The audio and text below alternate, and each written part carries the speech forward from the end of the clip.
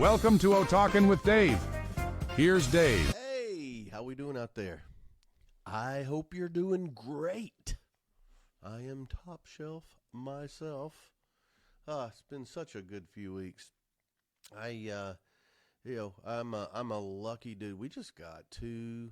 If I look a little tired, we just got two new boxer puppies. 9 weeks. They are so cute. We still have Ruby, of course. She's thinking, why would you do this to me? Why, Dave? I thought we were buddies. 2 males, 9 weeks old, Waylon and Willie. If you've already seen them, if you're on Instagram or TikTok or any of that stuff. So, but yeah, if I have to dodge right or left, it's because they're either chewing on my shoes or cords or something, just to let you know. That's part of why I'm in such a good mood, though. And what we're going to talk about today is happy place, my happy place. And it's not just my happy place. We all need one. If you don't have one, you got to find one. I think you got one, though, at least one. And it's several things have been called. That's part of, it's a bit of a buzzword in this family. Happy place. It's we'll talk through it, but we will dub something our happy place. And it's something it's like a sanctuary. Here's where I go for this or that or the other, something I really enjoy, or when I am at my most content, whatever that is, or all of the above. To me, it's very important that you have one, and you know where it is. So we'll talk through it. I'll have a few stories along the way, but there's several things that I want to talk about. So what am I talking about when I talk about a happy place? It's couldn't be a physical place or a state of mind where you go that it may give you joy. It may be a retreat or a sanctuary, like I said. It could be just a relief from stress or noise or whatever. It can be real or imagined, all of these things. But it allows you to put your busy mind on pause for a little bit. You maybe use it to relax or recharge your batteries. I think it's essential. We got a lot going on. We got a lot of important things to do. And if we can go to our happy place every now and then, nice. Okay, I'm ready. And we don't have to go there just when we're stressed or things get crazy. A lot of times that is the goal, is to get there. Maybe the end of the day or at our lunch break, or maybe your happy place is in the car, cranking up some metal. All right, whatever. No one can define your happy place for you. So I'll get back to that. But different happy places. I talk about this in group settings, and I ask people to share. And it usually takes a bit. It takes a bit for them to almost relax enough to talk about it or be vulnerable enough to talk about it. But they come out. And I hear a lot of natural settings. The beach. The beach is my happy place. Surfers. I've never been around surfers till I moved to California. And even then it was one thing, but when I moved close to the beach, if there were no waves, there was no happiness, which is not the best situation in the world. But, beaches, that's a lot for a lot of people. I know my family, when we would go to the beach, I'm talking about when I was a kid, my sisters and mom and dad, the beach was definitely one of their happy places. And that, in turn, gave me a love for that. The mountains, same thing. As a child, we used to go to Gatlinburg. You try to go when the leaves are changing, then everybody else goes there. But there's a certain feeling about getting outside and enjoying that. And I love them both. I really do. You don't have to have just one. I think you're very fortunate if you have many happy places. Yeah. Then a lot of people, they're not real. They're imaginary. Some people all they want to do, get me a cup of coffee or tea or whatever you're drinking and curl up with a book and get lost in fiction or imagination or video games. Those have gotten so realistic, it's threatening the real world. And then a lot of times we talk about imaginary. It's just I know people who will they'll go in a quiet room and just meditate. And their happy place is thinking about nothing. Nothing. I know I was exposed to it for the first time. I haven't done it myself, but I have some friends who they would go to this place. It's total darkness, and they would lay in like a saltwater shallow tub, and they just lay there, total darkness, and they would actually float. And that was a form of meditation. Not my happy place, but then again, it doesn't have to be. It doesn't have to be. And then sometimes it's just personal spaces. It could be a place in your house. I've told you about out back with a cup of coffee in the morning by the table, and it's so calm. It's so quiet. And sometimes it's not the silence. You can hear the birds or, certain sounds that are so peaceful. Like one of those sound machines. You can dial it up. And then, maybe at different ages, different things. I mean, it could be a study space. It could be, if you love research and you're really into something. I have met people, I was not one of these people, but unless they're into something, doing something productive, which sounds like it's the opposite of a happy space, that was their happy place. I think it's great. And some people, it's not just a quiet moment. It's doing something. I talked about surfing earlier, but it could be, going to the gym. I've got some friends, the studio, just being able to go in and create, and either the planned or the spontaneity, they've never been happier. Or, a lot of men, they'll have a workshop or working on cars, whatever that is. So they're very activity, and you don't have to be alone. We'll talk about how to protect it in a minute. But then there's also, I know my mom and even some of my other relatives, their happy place is when the house is full of screaming, running kids that were cooking, just total pandemonium. My mom was never happier, but that was her. That's what she longed for and strived for. And it can be different things like that. A lot of people have religious happy places, and they'd rather be in that type of. So there is no limit to that, and no one can tell you what your happy place is. We were talking. My wife and I were talking about. We got an anniversary coming up. Talking about some of the places we had traveled to, and where do we want to go back, and just talking about those places. We went to a nice place. And maybe have sentimental value. The farm where my granddad, my mom and papa lived. Such a sentimental place to me. It's hard for me to go there now because they're not there. But it brings back so many memories. And I found myself just standing, looking at certain areas and taking that in. So special. And you go away in a different state than when you got there. A lot of times. And I think most times. Every time. In some degree. And that's why happy places are so important. We lived in San Diego, and I remember Steph took some sort of class. I don't remember what it is, but it came back with a plaque, a ceramics class. Came back with a plaque that said happy place. And we put it back there by the tree. Stayed back there, and then I remember when we talked about moving, it's, we can't leave our happy place. But this is our happy place. No, it is a happy place. That plaque's out back now at our new happy place. So there's a lot of things that go into this. It can be I believe it is a very personal thing. You can share it, but it is very personal thing, and it's very important. Why is this so important? Just a few reasons.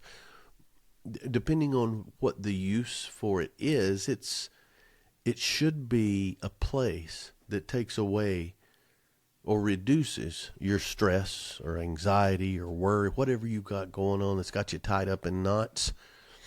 The happy place that you can unwind, untie those knots.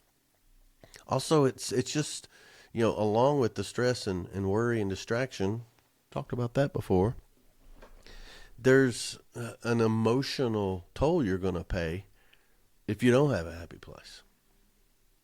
There is. It's going to get to you. You've got to, and that place may be something that just helps you get away from it for a little while. It gives you perspective. Anything else that gets your mind off of it. And it could be a place like we talked about. It could be a place in your house. You maybe you're having a spat with the spouse. Say that 5 times real fast. Maybe it's your happy place could be, a place in your house you can just go to and just get away from. And maybe you just want to think about it. Let me think these things through. There's some dangers in this too, and I'll talk about that in a minute. But it helps you regulate your emotions, somewhere you can get away. And it brings, regulating your emotions. And then sometimes it's, okay, I've got all of this on my mind. I am in the rafters on this. You can go to your happy place. Let's think this through. It's not just a place for quiet. It's a place to get away. I can get some clarity here. Or maybe it's, you're doing something else and it can boost creativity. I know Mark Cohn, when he wrote Walking in Memphis, he got away from everything, just went on a trip to Memphis. And that was a sanctuary from all of this. It was a happy place, and it sparked creativity. So either way, that's a lot of times we need that. And then sometimes it's just to reassess what's going on. How am I doing? I feel like I'm good. How am I doing? What can I do better? That's a lot of times this is a great use for that. And to understand that, I'm probably not as great as I think I am. I'm not as bad either. Whatever journey you're on in that regard, that's what a happy place is for. And then, truly, a lot of people, they will go out, and I know I said earlier, your happy place could be a gym. It could be, doing physical fitness things, but that different kind of happy place, that calm, that retreat, that sanctuary, takes care of that stress and that worry and gives you clarity. That has real physical effects on you. There's no doubt about it. I mean, you're going to sleep better. It helps your blood pressure, your immune system, all of this by reducing that stress and worry, being tied up in knots. Using your happy place or your therapeutic sanctuary physically, it's going to make you better. So there's, I try to get less than emotional, more than just emotional things. There's some real hard facts around that. And the thing about it, you just take a second and think about your happy places. I'll say them out loud, not that you care about mine necessarily, but I've talked about the one outside. To go, honestly, the road to some degree has become a happy place for me because I can think. I remember when I used to cut grass, that was the time it was not a lot of skill involved. You're pushing a lawnmower, but I would think.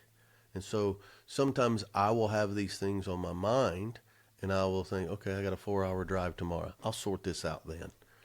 And then you put that on tomorrow.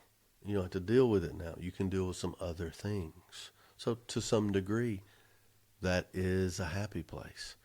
And these aren't just things that you enjoy. However, when I am with my kids, depending on what it is, it may not be a happy place. But when we've planned something and executing that, and it happens like you wanted to, and you see the joy, you take so much out of that. And you're not thinking about anything else. You're not thinking about any of the troubles that were getting you yesterday. So think about those times. I know people in music. I know people who love to camp. I know people love to ride horse. All of these things. You've got to protect these things. You have to. So some threats to your happy place, and know what they are. If you overcommit yourself, if you plan your schedule so tight, you've got no time for the important things, that's a threat. And we've talked about this over and over, learning to say no. protect that happy place and the time that you want to spend there. Setting boundaries around that. So don't overcommit. You're going to burn out. And the more you burn out, the more you're going to need.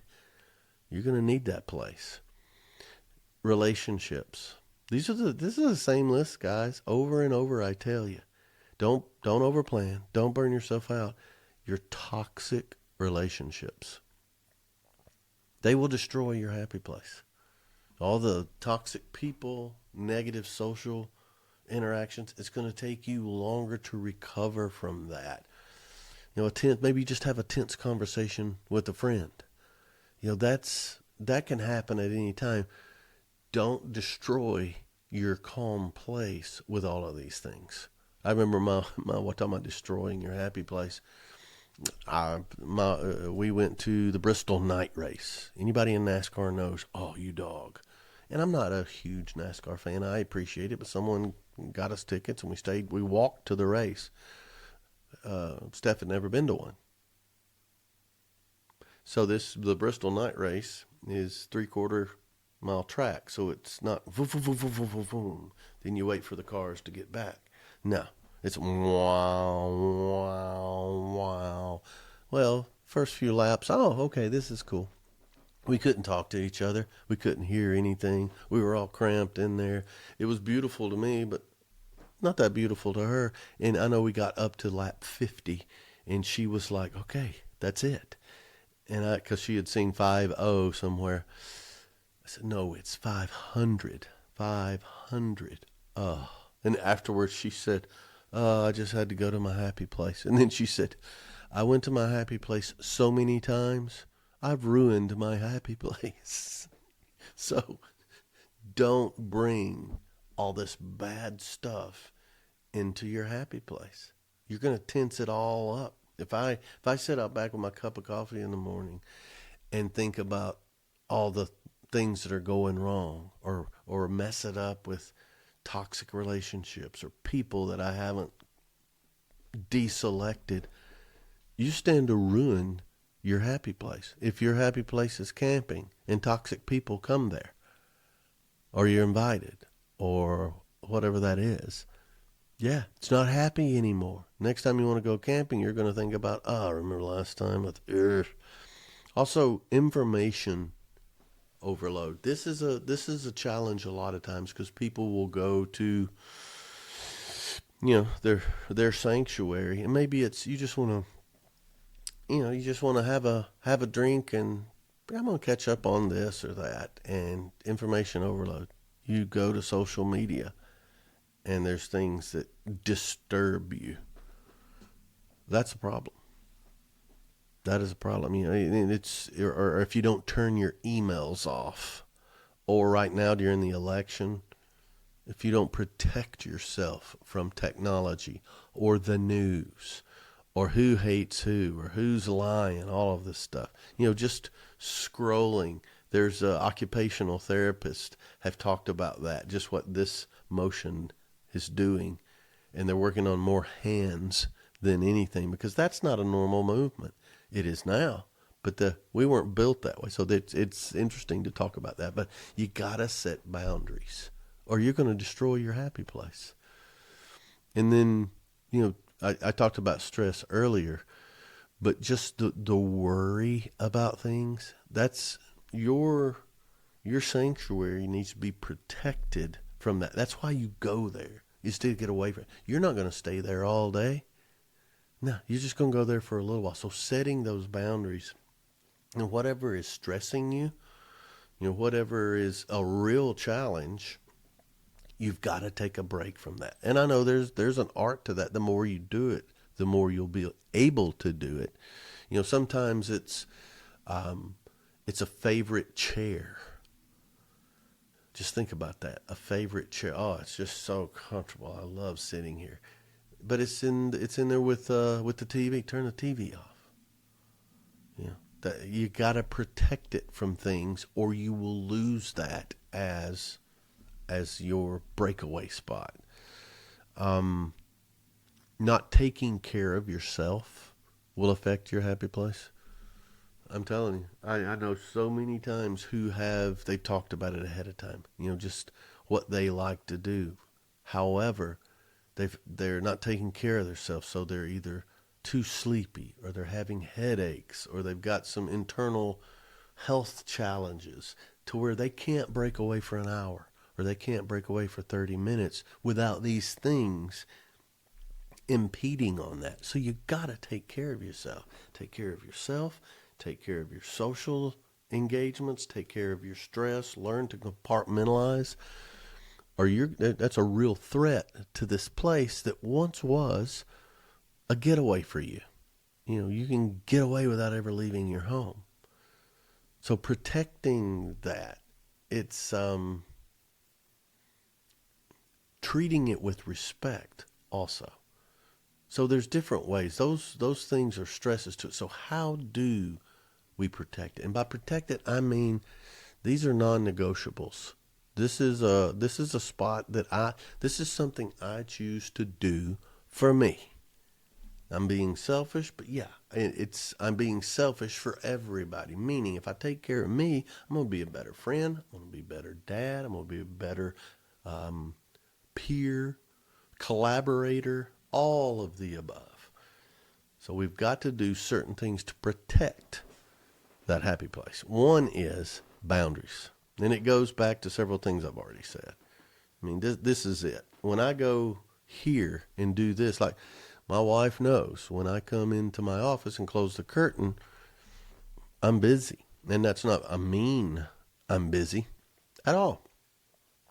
No, it's don't come in if I got the curtain closed because I could be on a call, I could be reading, I'm easily distracted. It's just well known. It's not a hard fast rule. If you do that, then there's dire consequences. No, it's just setting boundaries. One way that I set boundaries here is I get up early enough to where there's some things I do at that point. Now, that's not a strict boundary. That's just I know the habits of what goes on around my household. That is a great pocket of time. Some of you may need to do much more rigid boundaries or go somewhere. The only thing about, some people, I've heard people say when I write down what is your happy place, some people will say, I love to get up in the morning. I go to Starbucks. I've got my particular seat back in the corner. I've got my drink. They have it ready for me. And I just sit there and it may be work. It may be create. It may be whatever. All right. Well, that's fantastic. There's a lot of variables out there with that. What if somebody's in your seat? What if loud people come and sit next to you and want to talk about woke stuff? There's all kinds of things. What's your fallback? So you've got to establish realistic boundaries for whatever activity, happy place stuff. If it's at home, and I got to tell you, this area here, a lot of times is my happy place. I love it. I got these screens. I got my calendars. It's great for work. It's productive. So usually, I don't consider this a happy place. This is a productive place.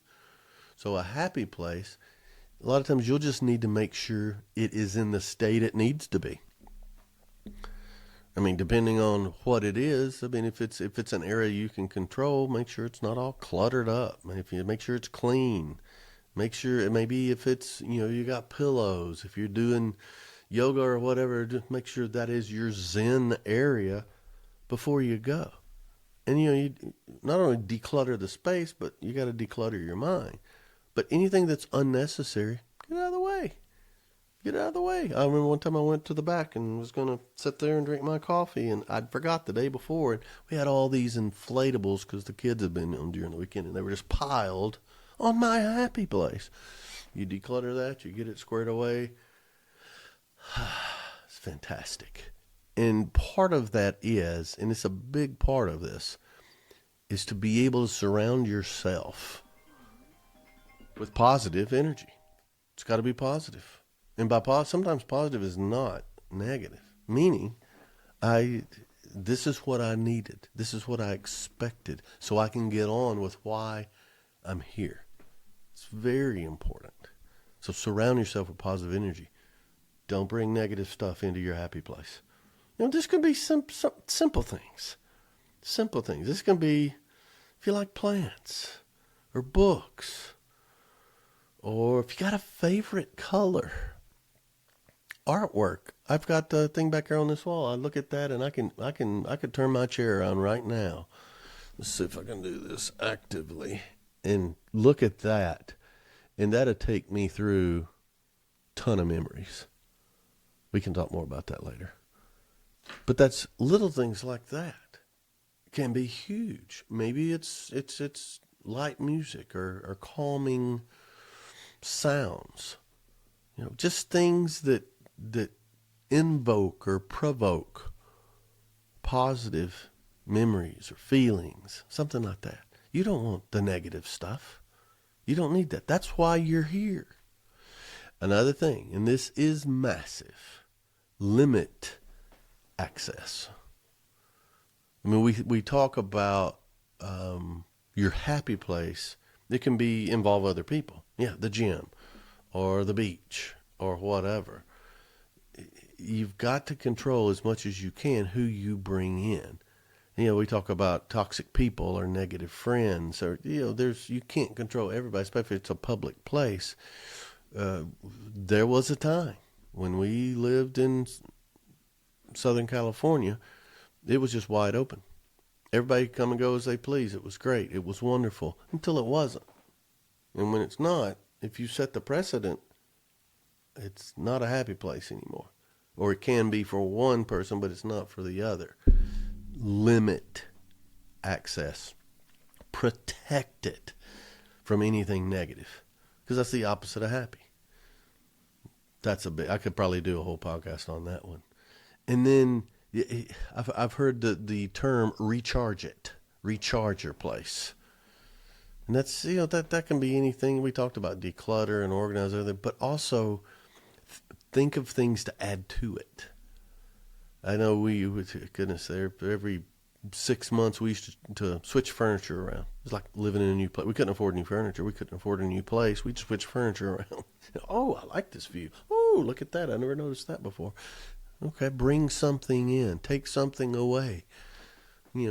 Point it toward another window, whatever the case is. But I like that term, recharge your happy place. It can make all the difference in the world.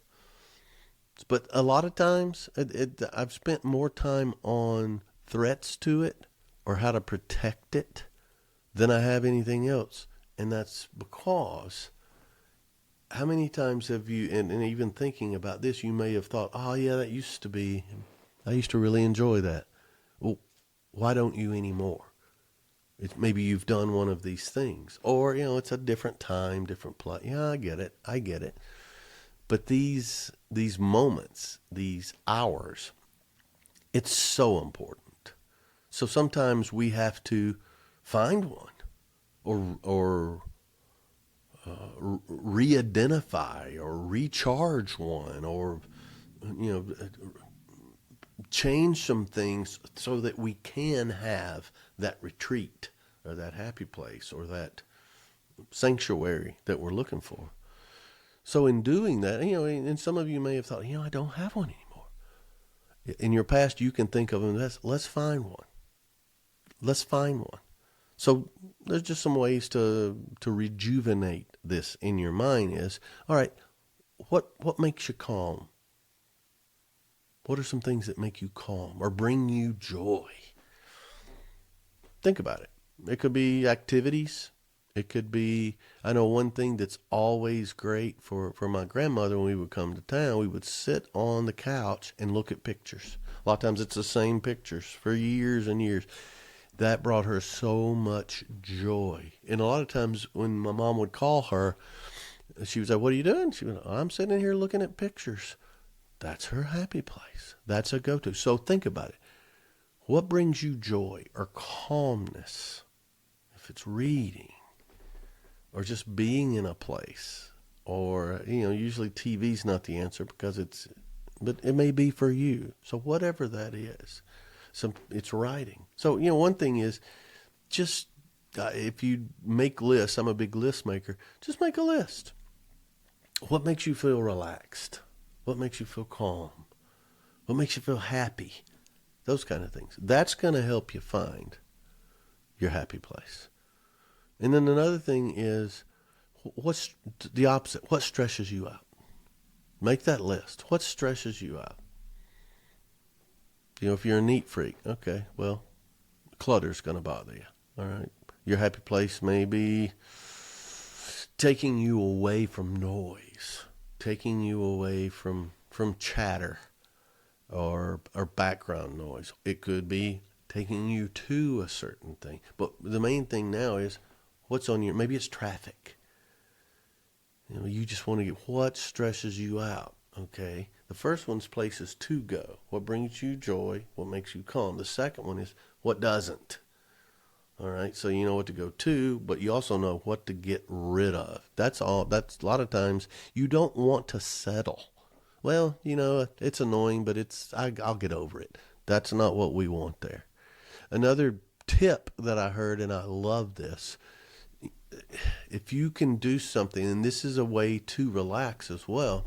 Some people use it for meditation. Do something that incorporates all 5 senses. Think about that. You can a nice smell, a nice sound. Soft lighting or something that's not too aggressive with you. Something that invokes a lot of your senses. My wife loves scented candles. All day, all night, winter, spring, summer, fall. You come in and sometimes they're nice. Sometimes it's oop. Sometimes she'll say, "Ooh, don't you love that candle?" I can't smell it. But invoke as many senses as you can. For me, a plate of bacon. Are you kidding me? I'm getting calmer just thinking about it. But that's a good way, because if you're invoking these senses, you're not thinking about whatever you're trying to escape. So I really like that one. And really consider, more than one place. Now, I love the thought of having one happy place, but also it doesn't have to be one specific place, one, physical location. Like I said earlier, you can mentally go to a place, with a book or video game, looking at pictures of a vacation. I really don't like the internet for this. I started to say you could go on websites and dream about where you'd like to go, but there's too many opportunities for interruption there. But maybe it's a playlist with whatever the streaming service. Well, you make your playlist. Remember the old mixtapes? Make one of those and go for a walk. That way you're not interrupted by anything. You get the exercise. I know walking on the beach when I was younger, that was great. Happy place. And now you don't have to have a whole bag of batteries for your Sony Walkman, but that's great. Or backups. If you go to Starbucks and your seat's taken or whatever, what's your backup? You got to have a backup plan. So you got to be flexible. You got to be mobile sometimes and flexible. All right, can't do that, but I can do this. I think that's great. And then, I think as life moves on, you're going to need to do it. You can't force a happy place to be happy. I mean, you can take away the distractions, all the negative stuff, just like I said, but sometimes we change. And I need a new one. And that's why we talk about this. So as life changes, look for them. Look for them. I can tell you I've got some weird happy places. One happy place I love. I'll just share. I love to, when the band sets up, we do sound check. And we usually have 30 minutes to an hour before we have to play. I love to either get in the corner or at the end of the bar and just watch the people come in. See people coming in smiling, ready for a good time, ready to be entertained. I love that. And that's something that's totally different. There are many things at this point in my life it's different. I still like most of the others. After you've done it a while, though, it loses some of its spark, and you need to constantly change. So that's another one. Redefine your happy place based on your different life changes. I think these are all important. I mean, first of all, you gotta know where it is. You gotta have them. You may stumble upon it. I've gone through so much scenery in the truck lately in different parts of the country I haven't been in before, and I don't mind the drive. I had a 6-hour drive yesterday. It melted away because one of the necessary things is being engaged and looking for the good. Some of you struggle with that. I get it. You'll be amazed at the different happy places. I think there's a lot of value in having a particular one to go to. It's almost like, get to the end of the day, here's what I want to do. And I've heard so many. I'll try to think of some of them.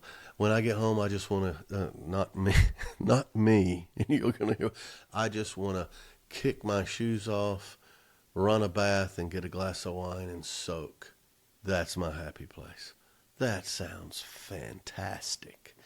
There's a certain place, that people walk. Their destination is a bench with a great view. They walk to that. That's their happy place, to sit there. And when I said a true happy place, when you leave, you're in a different state of mind than when you got there. That is fantastic. And I believe that with all my heart. I've been so stressed out, and even me, and go for a walk. And a particular walk from our house to a little town called Del Mar and back. It was about a 4-mile walk. That's all it took, just to pull all of that away. All the stress, all the anxiety, whatever was going on. Usually if it's a challenge with the kids or uncertainty, whatever that was. I went to my happy place. And my happy place was a walk. I get home, I'm in a different place. A different place. So I encourage you to do all of these things. And once you find them, embrace them. And then protect the heck out of them, because you don't want anything to get in the way. I hope this has helped. The whole intention of this is to let you know, let you think about it, and then protect it. Protect it. Watch the access that you give others to it. Hope this helped. I appreciate it. Please reach out to me, David@otalks.com, David@otalks.com, TikTok, Instagram, all of the social media sites. Kira's still killing it. She's doing the clipping and getting it done, but I appreciate your support. But most of all, thanks for Talking with Dave. Now go to that happy place. Giddyup.